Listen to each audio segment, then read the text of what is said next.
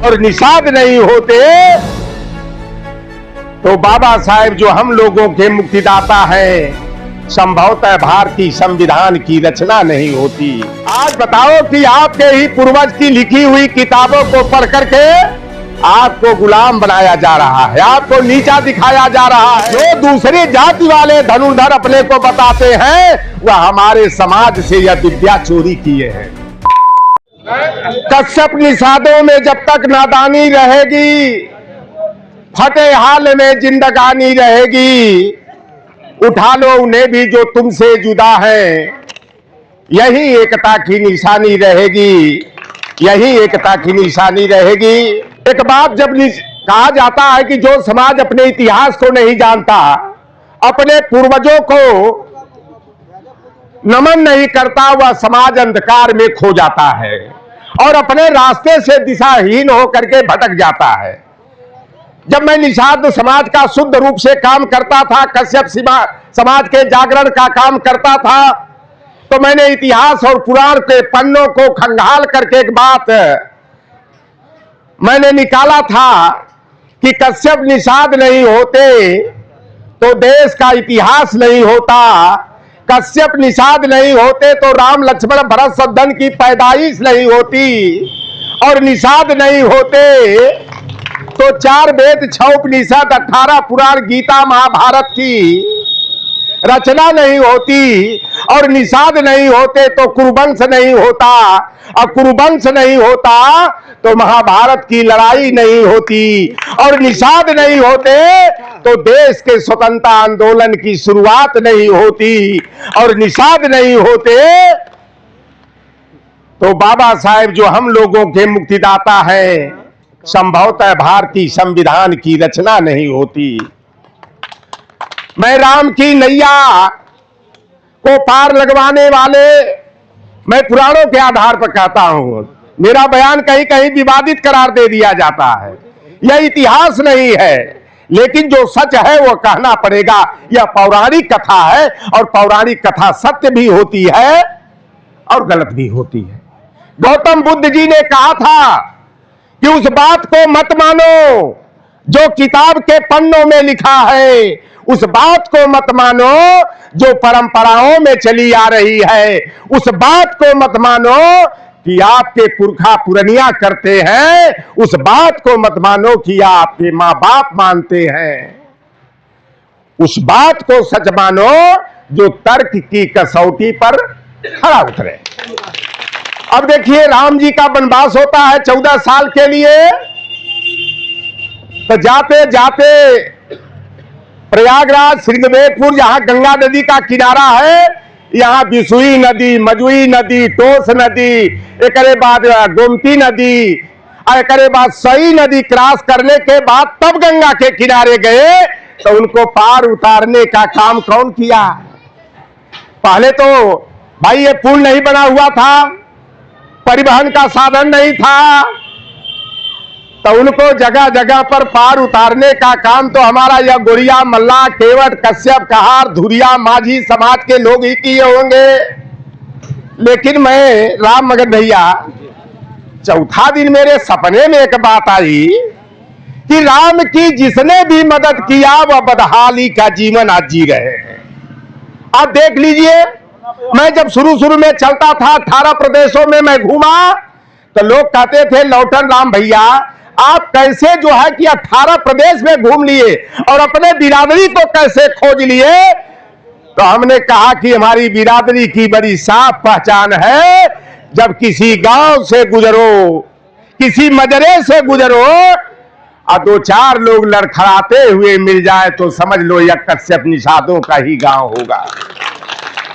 जिस गांव गली में हमारी माताओं बहनों के मुरझाए हुए चेहरे दिखाई दे तो समझ लो यह मल्ला, केवट, गोरिया, कश्यप का ही गांव होगा। और जहां शाम को कोई व्यक्ति घोड़ा पर चढ़ करके हाथी खरीदने की बात करता है तो समझ लो यह गोरिया, निषाद, मल्ला, केवट का ही गांव होगा। गलत बात है तो जूता निकाल के मार देना, मुझे स्वीकार रहेगा। मैं संविधान निर्माता बाबा साहेब भीमराव अंबेडकर जी 100 में 90 शोषित है, 90 भाग हमारा है। धन धरती और राजपाट पर 90 भाग हमारा है। 10 का शासन 90 पर नहीं चलेगा, नहीं चलेगा का नारा बुलंद करने वाले भारत लेनिन बाबू जगदेव प्रसाद कुशवाहा को नमन करता हूं, और नमन करता हूं जिस महान विभूति के माध्यम से अहिर कुर्मी काछी लोहार कुहार सुनार तेली तमोली बरई बारी नाई धोबी कुजरा कसाई फकीर जुला गद्दी घोसी जाट गुजर पाल गडेरिया तेली तमोली आदि को जो 27% प्रतिनिधित्व का अधिकार मिला, यादव जदुवंशी बिरादरी में पैदा बाबू बिंदेश्वरी प्रसाद मंडल को नमन करता हूं, और नमन करता हूं जिस महान विभूति की आंदोलन की बदौलत ओबीसी एससी एसटी के संरक्षण के लिए पहला संविधान संशोधन हुआ, पेरियार ईबी रामास्वामी नायकर को नमन करता हूं। और मैंने निषादों की इतिहास की बात तो कर दिया। अगर बताइए कि भगवान वेद व्यास ने 4 वेद 6 उपनिषद 18 पुराण गीता महाभारत की रचना किया, तो व्यास पीठ पर कब्जा किसका होना चाहिए? आप बता दो भाई। हमारे बाप की जमीन है तो वसीयत मेरे नाम होनी चाहिए, कि मौजी राम यादव के नाम होगी, राम मगन रावत के नाम होगी। आज बताओ कि आपके ही पूर्वज की लिखी हुई किताबों को पढ़ करके आपको गुलाम बनाया जा रहा है, आपको नीचा दिखाया जा रहा है।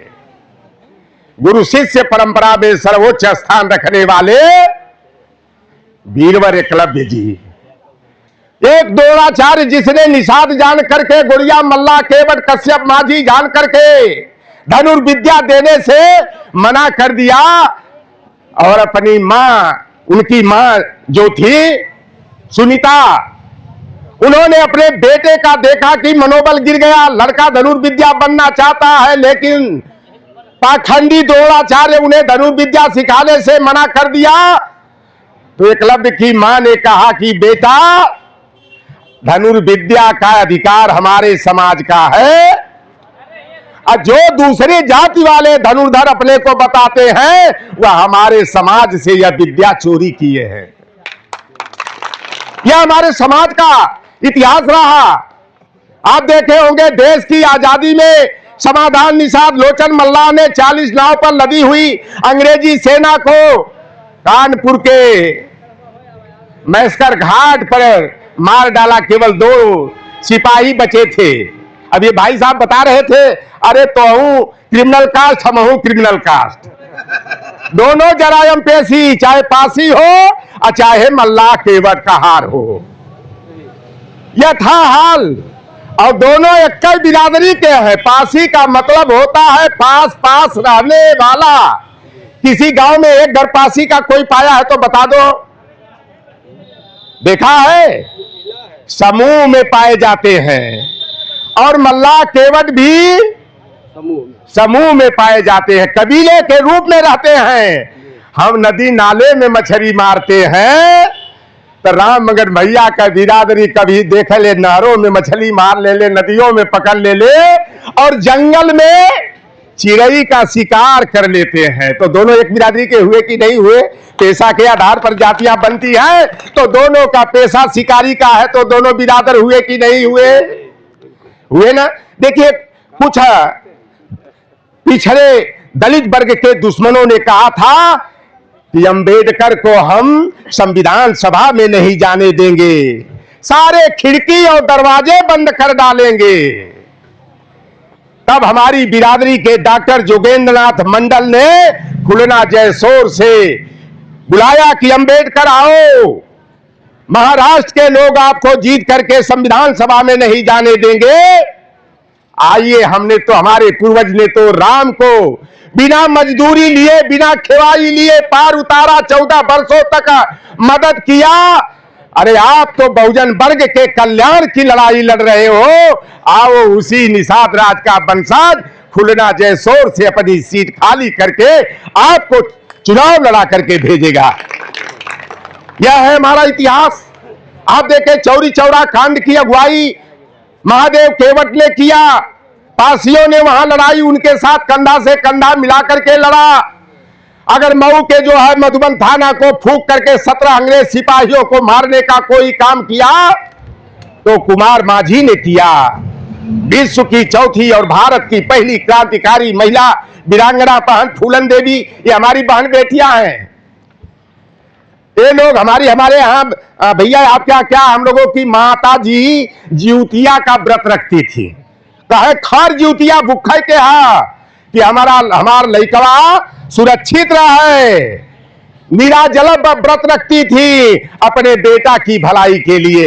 और आज की महिलाएं सुहागिन रहने के लिए वो नया त्योहार आ गया है, करवा चौथ का त्योहार।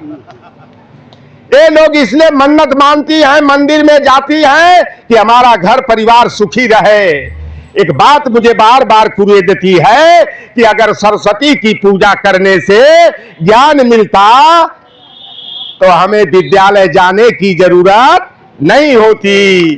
अगर लक्ष्मी की पूजा करने से धन दौलत मिलता तो हमें सूरत, बड़ौदा, अहमदाबाद जा करके ठेला उठाने, मेहनत मजदूरी करने की जरूरत नहीं होती। और दुर्गा पूजा करने से अगर बल पौरुष मिलता तो आए दिन कश्यप, निषाद, लोहार, कुहार, मल्लाह, पासी लतियाए नहीं जाते, मारे पीटे नहीं जाते।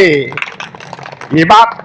लेकिन अकेहू के घर में 8 हाथ वाली 4 हाथ वाली लड़की पैदा हो जाए तो बताओ भैया, सेवरी में ओकर दादी बेहोश होके गिर जाए कि ना हो दादी, बतावा। अगर तोहरे पतो के 6 हाथ वाली लड़की पैदा हो जाई तो होश में रहबू, बेहोश हो जाइबू कि ना हो जाइबू? अरे बाप रे बाप, कौन चीज पैदा हो गई, भूतनी पैदा हो गई।